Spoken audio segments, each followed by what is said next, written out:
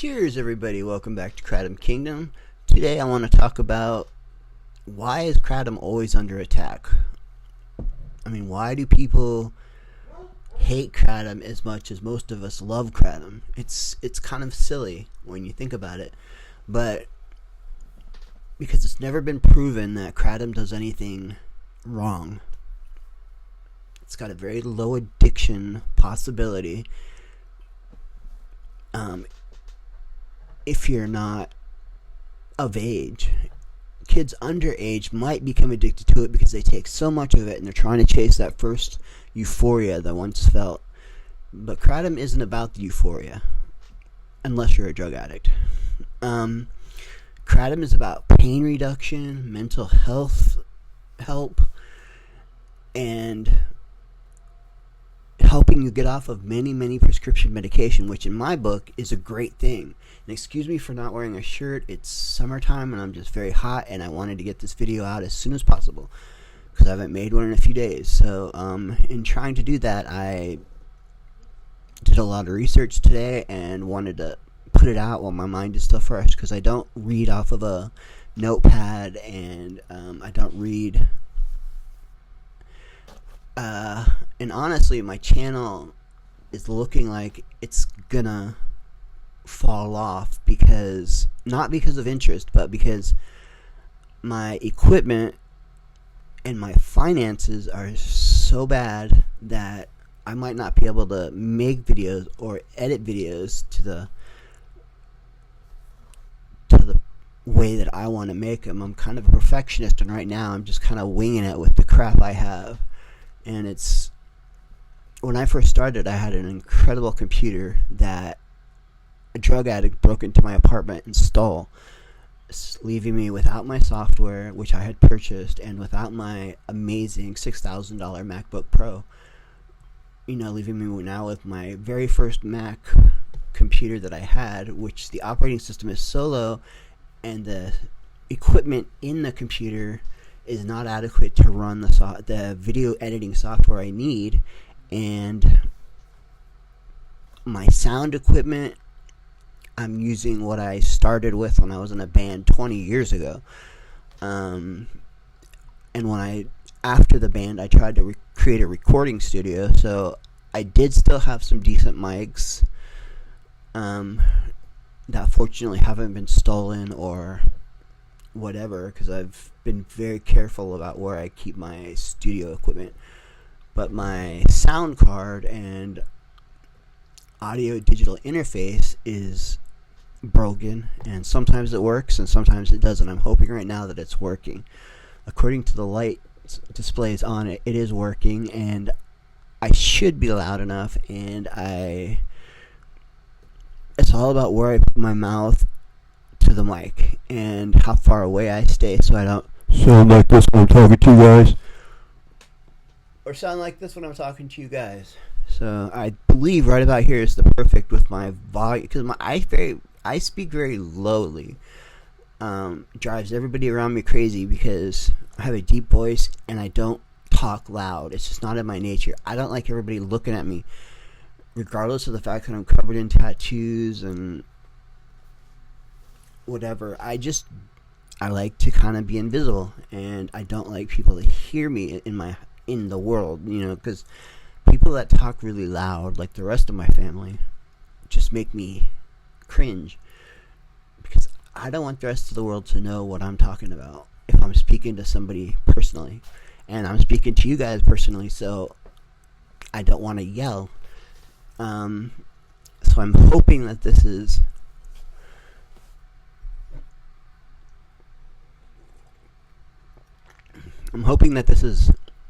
quality sound. I'm hoping you can hear me, and I'm hoping it's clear. Fortunately, my video is still okay, but I have no background studio equipment like I used to have. It all got destroyed in a move when my family helped me and didn't think it was very important to keep, so they trashed it. So here I am, and I'm trying to rebuild my life, and I'm trying to figure out what I'm going to do and where I'm going to live, and my car is starting to break, and because I'm in such financial and physical health disarray, I've had to create a GoFundMe account to help me make up for all the stuff I've lost and all the stuff I need, like medicine and medicine for my mom, gas to take my mom to her doctor's appointments, food for me and my mom, my mom's property taxes, and just trying to be a good son and helping out with her, putting her before me. And obviously I'm going to put her before a YouTube channel that I love and want to continue doing, but might not be able to. So if you look in the description, you should see a GoFundMe link, and any little amount helps a lot. Last month somebody gave me $10, and I was like, I could put gas in my car now, because I was so scared because my gas tank the light was on, and my mom had an appointment across town a couple of days later, and that $10 was amazing. I was like a miracle from God. And a lot of other people gave me fives, which all added up to about $30 last month, which without that I would have been in dire straits. So thank you all very much. You all know who you are, and I really appreciate it. And if you're watching this video about Kratom for the first time and you want to know more about Kratom and have an unbiased opinion about the good, the bad, how to use it, why to use it, benefits, I ask you to please subscribe and like my channel, because it really helps me out, because I'm trying to build up to a point where I can monetize my channel and actually make this more of just a love project, but make it something that will help me better my life and live better. Because right now I'm living completely off of government assistance that I paid for in my taxes my entire life since I was 14 years old, working as a dishwasher, paying into Social Security, paying into my federal taxes, and I've done so since I was 14 years old all the way until I was 33 years old and had a massive stroke for no reason at all, for no fault of my own. And in fact, the hospitals and the doctors have no idea why I clotted that day and why I had a stroke, which is the weirdest, scariest thing, because, I mean, could I have a stroke again? Yeah. For no reason? Yeah. The only thing that happened was they took me off of blood thinners because my blood tests normal. I've got I don't have AFib, which is a great, I don't do drugs. I don't even drink alcohol. I don't smoke cigarettes. And, I obviously passed all those tests when I was in the hospital, and they tested me for all that stuff to find out why did this young, healthy 33-year-old vegan non-drug user have a massive stroke. And it turns out that when they took me off of blood thinners, because it looked like my blood was normal, according to the hematologist from Duke University, which is a high-level hematology hospital, said my blood is 100% normal and there's no reason it should clot. So they took me off of blood thinners that they automatically put someone who had a blood clot on that caused a stroke or a heart attack. And as soon as they took me off of them, I clotted hundreds of times and had DVTs in my leg and my arm. They went straight to my lungs, and I had pulmonary embolisms, so many that I could have died. I mean, I was in the hospital for a month trying to dissolve all those pulmonary embolisms in my lungs and the DVTs in my arms.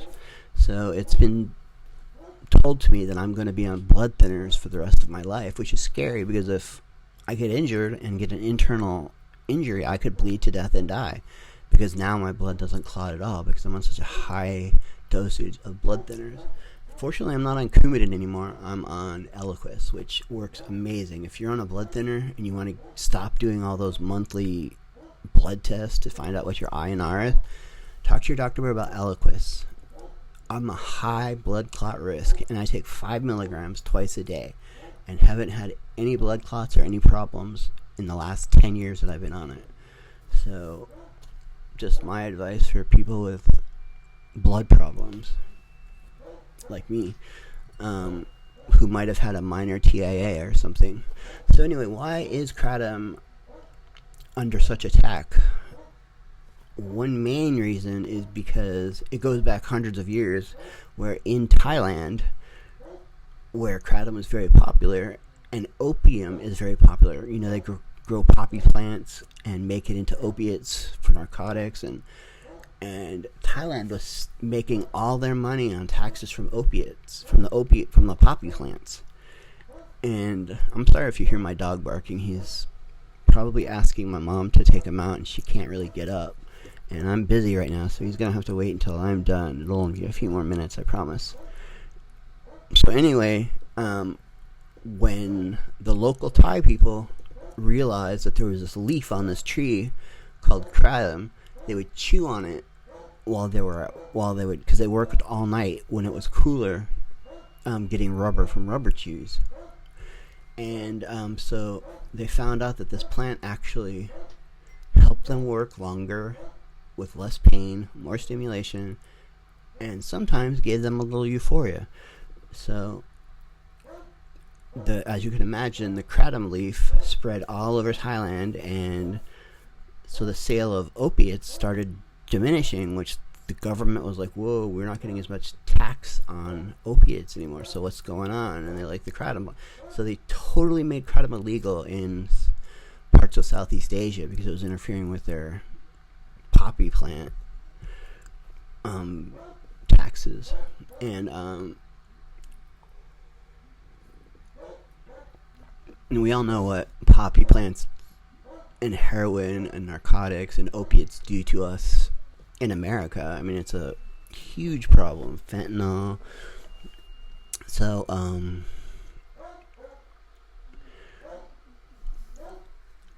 because kratom is spreading so worldwide, a lot of people are using it as an alternative to hydrocodone or other very addictive opiate-related narcotics and other things. And so, like me, I used to go to a pain clinic and get a huge amount of hydrocodone a month. So much that I started becoming very addicted to it until I found kratom. And I was able to slowly decrease the opiates because I was drinking kratom, cheers, which took away the withdrawal symptoms that I felt like, oh my god, I gotta have a pill. And after getting this huge amount of pills a month, I would always run out early because, the more you take, the more you want. And so I started drinking more kratom, and slowly, eventually I called the pain clinic and said, I'm canceling my appointments with you guys. I don't need your services anymore. So they're losing money, and the big pharmaceutical companies that make all these drugs are losing money because, I'm not getting 175 100 milligram hydrocodones anymore, which used to cost me a great deal of money. And then when I would run out earlier, I would have to go to find a local drug dealer to get 40 milligram morphine tablets, because that's what I had to switch to, because hydrocodones weren't enough anymore. And wow, I am really under sleeping. You can see from the red around my eyes, and I have a sleep problem because of anxiety, which is why I use kratom. And because of that, I'm able to not take benzodiazepines anymore, which again were very addictive. And now I'm down to a half a milligram only at night, and me and my doctor are planning to take me off of it completely, and which is what I want, because I don't want to be needing a pill just to make it through the day or to sleep through the night. So in that reduction, because I can't drink kratom all night, and if I drink it up to the point where I go to bed, I've got to pee all night, and I don't want to do that because that keeps me awake too. So I drink kratom until dinner time, and then after dinner time, I don't drink it. I just drink water and flush my system out and take my sleeping pill, and I'm fine. And eventually I'll get back into a normal biorhythm of sleeping and waking, and that will be 2 more medications I can take. I used to take 12 medications, now I'm down to 3, and one of them being Eliquis, I'm recording. Excuse me, I'm sorry about that. So, other reason Kratom is being attacked is because pharmaceutical companies are afraid they're going to lose money, so the FDA hasn't approved it and is making it restrictive in many, many states. Like Alabama, it's completely illegal for some reason, which doesn't make any sense to me. In Tennessee, where I live, it's 21 and over. In Florida, it's 21 and over. In Sarasota County, Florida, it's illegal. So you can't even buy it there or order it online there. They just won't send it to you. And if the FDA would put as much time and energy into studying Kratom and the useful effects of it, and not just relying on a statistic that one person died from an overdose of Kratom, which there could have been 100 different reasons why this person died. You know, were they on opiates at the same time? Were they drinking alcohol at the same time, which slows your respiratory system down as opiates do? And there was a kid, 16 years old, who, when he was found dead at his desk, he had a package of Kratom capsules on his desk. So immediately they said, this is what killed him. They didn't know that he was also taking high doses of morphine at the same time. His parents didn't want to admit that, so they chopped it all up to Kratom and made a big controversy about it, which in reality, you've got to look at all the facts. And it was a terrible investigation, and everything that I've read and seen from it, it was a botched system, and the FDA is scared, and they probably don't want to mess with the pharmaceutical companies because that would throw American politics off balance, because we all know the pharmaceutical companies rule a lot. Another reason it's under attack is because it's a holistic substance, and people are afraid of holistic substances because,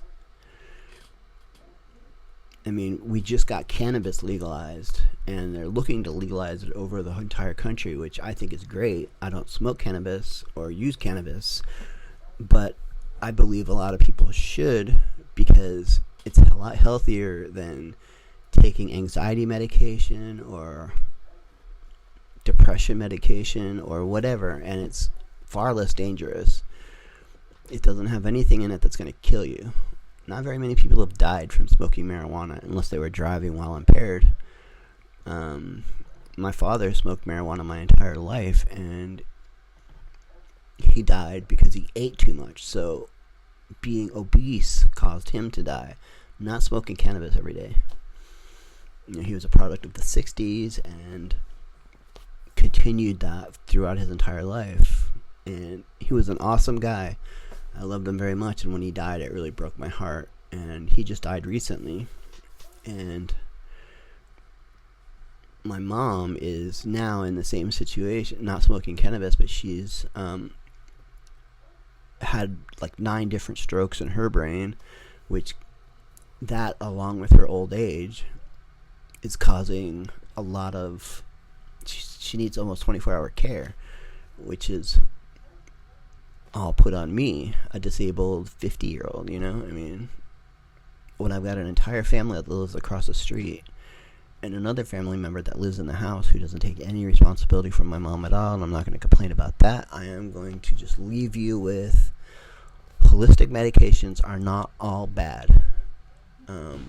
There's St. John's wort for depression, which has been shown to help with depression. You just don't take it while you're taking an SSRI, because there has been shown some negative, and I've had negative consequences by doing that myself, because I was taking a Prozac and then I was also taking St. John's wort. So I always go for the holistic, you know, the natural, the healthier version of a medication. And I had horrible headaches because I was getting, it's called dopamine or serotonin overdose. So your brain kind of goes crazy because it's got too much serotonin, and it causes crazy headaches, and it can even be fatal. because your brain kind of swells up and your skull is only so big. So people are afraid of kratom. Pharmaceutical companies are afraid of kratom because it's going to cut into their profits, because it works on so many different things for a human. I mean, like I said, when I started taking kratom, I cut down from 12 medications. I'm down to 3 now, which is amazing. It saved me a lot of money, but kratom is kind of expensive, so I don't know how much it's actually saved me. And with kratom, I have to buy lemon juice and sugar because I can't stand the taste of it without. And I make lots of videos on kratom, how to take it, the best ways to take it, how to make it stronger.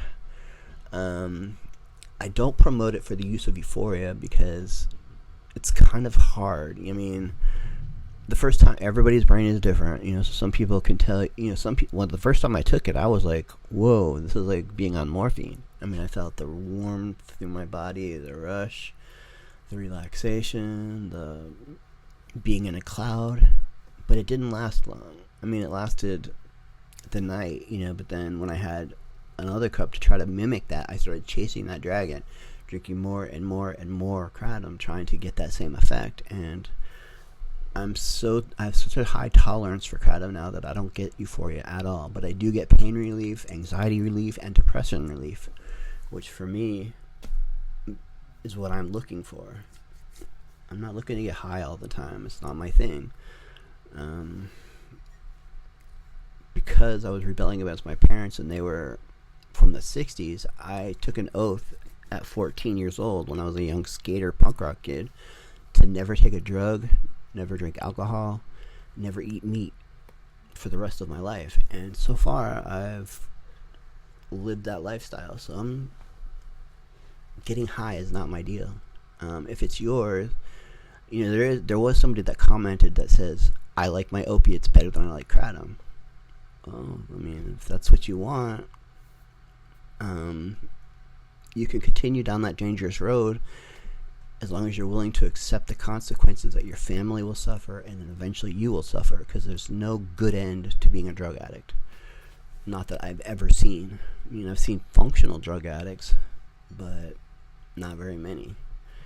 And it's a very hard road to travel.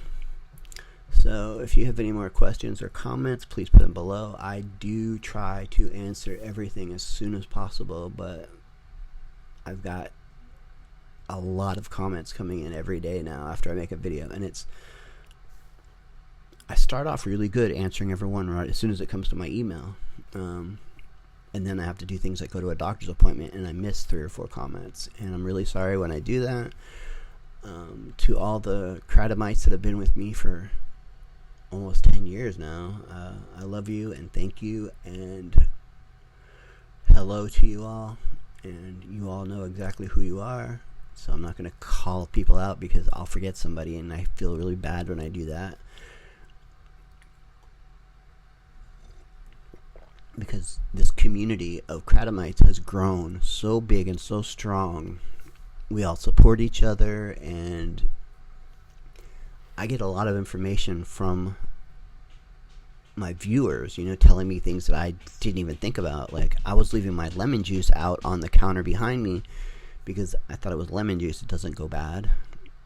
And then somebody said, I see the lemon juice behind you out. It's got to be refrigerated. And I had no idea. I mean, I was leaving it out for the last 15 years that I've been taking kratom. And when I looked at it after it was out for a couple of weeks, it would start to get really brown. And so since I've been putting it in the refrigerator after I open it, I have had much better look. It's stronger, it tastes better, and it flavors my kratom better, and it potentiates my kratom better. So y'all have a really good, it is only October 3rd, but have a good October, and I will see you guys hopefully very soon. Peace out, everybody. Love y'all.